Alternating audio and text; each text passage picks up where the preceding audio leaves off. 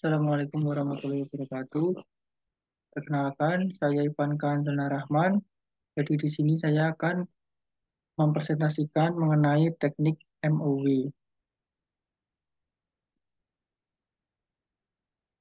Untuk definisinya, jadi MOW atau medis operatif wanita atau tubektomi itu adalah salah satu metode kontrasepsi secara operatif pemotongan tuba falopi itu untuk mencegah kehamilan dalam jangka waktu yang tidak terbatas.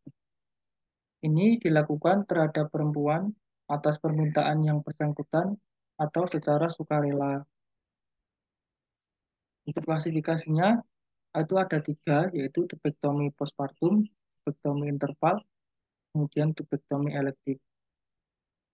Kemudian, klasifikasi berdasarkan metode dan rutenya, itu ada tubektomi berlaparotomi, kemudian tubektomi berlaparoskopi. Untuk indikasinya, itu wanita yang memenuhi medical eligibility criteria for contraception WHO atau KLO-PKP yang sesuai dengan penggunaan MOW atau tubektomi. Kemudian usianya itu sudah lebih dari 26 tahun, kemudian paritasnya itu lebih dari 2, yakin telah mempunyai besar keluarga yang sesuai kehendaknya, kemudian kehamilan itu menimbulkan resiko kesehatan yang serius pada ibunya, kemudian sudah pasca persalinan atau pasca keguguran, kemudian paham dan secara sukarela itu sudah setuju dengan prosedur ini. Nah, untuk kontraindikasi dari MOW itu fertilitas, kemudian riwayat obstetri buruk, dan belum menikah. Untuk persiapannya itu ada komunikasi, edukasi, dan informed consent. Jadi yang pertama disapa pasiennya dan keluarganya dengan ramah, kemudian memperkenalkan diri, kemudian memberikan informasi secara detail dan menyeluruh yaitu mengenai tindakan MOW atau tubektomi ini. Kemudian dijelaskan juga efeknya yang bersifat perubahan permanen dan kemungkinan itu akan terjadi kehamilan jangka panjangnya itu 1:1000 setelah tindakan MOW ini dilakukan. Kemudian selanjutnya dipastikan pasien beserta suaminya itu mengerti dan memahami dengan baik penjelasan mengenai tindakan MOW atau tubektomi tadi. Nah, kemudian sampaikan kepada pasien dan suami bahwa eh, dapat menyetujui ataupun menolak tindakan MOW tersebut. Kemudian persetujuan tindakan MOW ini tertuang dalam persetujuan tertulis atau informed consent.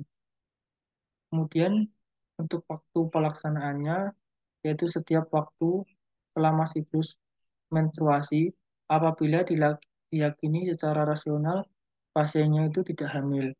Kemudian hari ke-6 sampai ke-13 dari siklus menstruasi atau sama saat fase proliferasi, kemudian pasca persalinan atau pasca keguguran. Kemudian selanjutnya itu melaksanakan prosedur tindakan sesuai PPK yang telah dibuat. Untuk prosedur tindakannya itu pertama tubektomi perlaparotomi, yaitu pasien terlentang dengan analgesi TIFA, kemudian dilakukan tindakan aseptik dan antiseptik pada lapangan operasi. Kemudian dilakukan insisi dengan teknik panen steel, yaitu kurang lebih 3 cm pada tindakan MOW interval dan daerah infraumbilikal pada MOW postpartum. Kemudian dilakukannya tubektomi ini ada beberapa metode pilihan. Nah, prosedur tindakan tubektomi ini, metode yang pertama itu ada metode Pomeroy. Nah, untuk metode Pomeroy ini, itu caranya itu diangkat bagian tengah tubanya sehingga membentuk suatu lipatan yang sudah terbuka. Kemudian bagian dasarnya itu diikat dengan benang yang dapat diserap. Nah, kemudian tuba yang di atas dasarnya itu dia itu dipotong, kemudian setelah benangnya pengikatnya itu diserap, maka ujung-ujung tuba itu akhirnya akan terpisah secara sendirinya. Kemudian untuk tuba yang bagian yang ditanam itu di sini tidak ada. Untuk angka kegagalannya, metode pemerai itu 0 sampai 0,4%. Kemudian metode selanjutnya yaitu erping. Untuk caranya yaitu mengangkat bagian tengah tuba, kemudian diikat pada kedua sisi tubanya itu.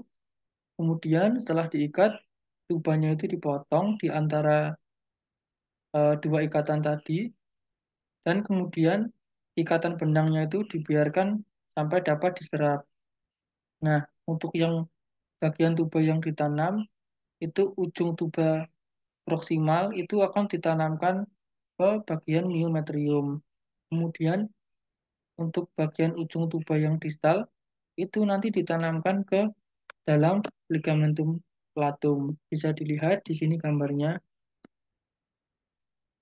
Kemudian metode selanjutnya, ya sebelumnya ini untuk angka kegagalannya yaitu 0,001%. Kemudian untuk metode selanjutnya yaitu metode Uchida.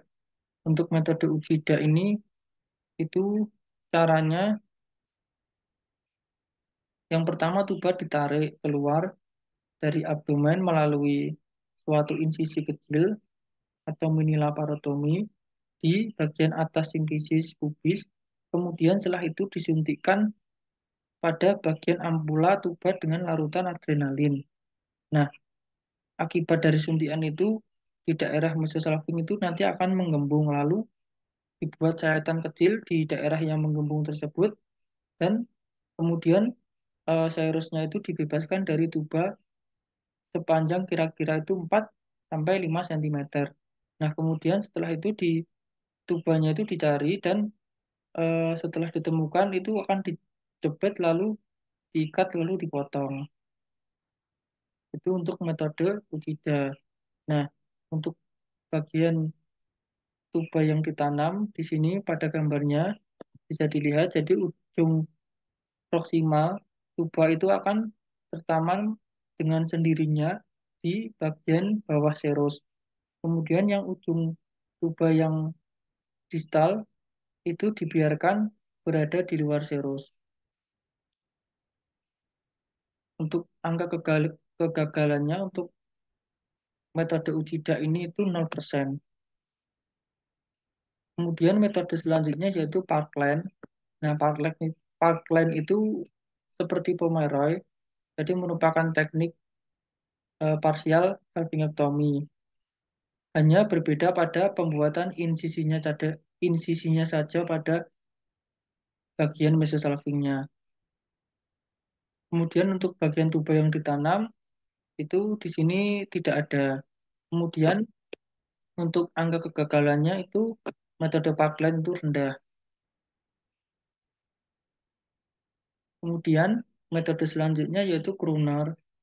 Nah, metode Kruner ini itu caranya dibuat suatu ikatan dengan benang, yaitu dibuat melalui bagian dari mesosalpingnya di bagian bawah fimbre, kemudian diikat dua kali, lalu satunya itu mengelilingi tuba dan satunya itu mengelilingi tuba yang sebelah proksimal dari jahitannya. Kemudian seluruh bagian fimbrinya itu setelah diikat tadi itu seluruh bagian fimbrinya itu dipotong, kemudian setelah pasti tidak ada perdarahan, maka tuba tersebut dikembalikan ke posisi semula.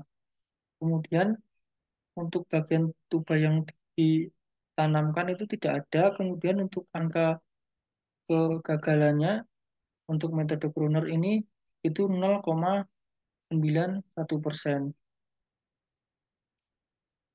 Kemudian selanjutnya untuk tubektomi per laparoskopi. Nah, ini untuk dilakukan ligasi tuba secara laparoskopi. Kemudian okusi tuba itu menggunakan valve ring atau ligasi Cauter. Kemudian pada pasien itu diberikan petunjuk tentang kelanjutan cara kontrasepsi yang dipilih, kemudian diberikan informasi kapan waktu kontrol, kemudian pasien boleh kontrol segera bila terjadi efek samping atau komplikasi yang mengganggu pasien. Kemudian untuk edukasinya itu beritahu pasien harus datang kembali untuk kontrol 2 minggu setelah tindakan MOW. Kemudian dijelaskan pada pasien bahwa efek samping mungkin dapat terjadi dan segera dikonsultasikan dengan dokter apabila efek sampingnya itu mulai mengganggu.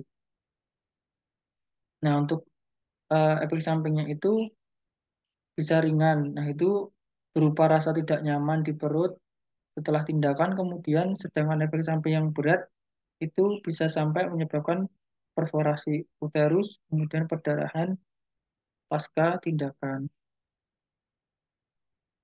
Sekian, terima kasih presentasi dari saya. Wassalamualaikum warahmatullahi wabarakatuh.